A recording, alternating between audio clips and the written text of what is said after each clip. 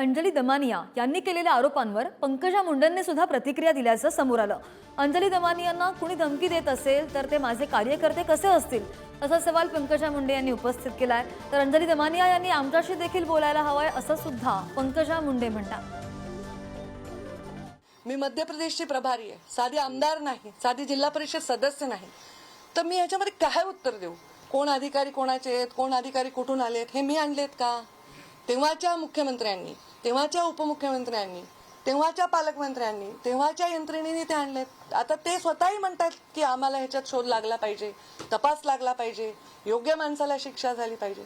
आता ह्याचा मी रोज ह्याचा उल्लेख करणं माझ्या राजकीय उंचीला अपेक्षित नाही। मी अंजली दमानियांना विनंती करते की आपल्याला जे कोणी धमक्या देत आहेत त्यांची तुम्ही तक्रार करा आणि त्यांच्यावर कारवाई करा। त्या कारवाई करण्यासाठी मी महिला आयोगाला आणि अधिकाऱ्यांना सांगेन।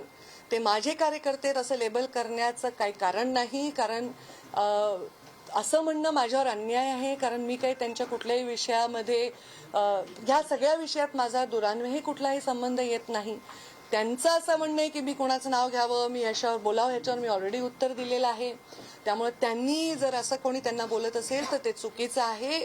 फक्त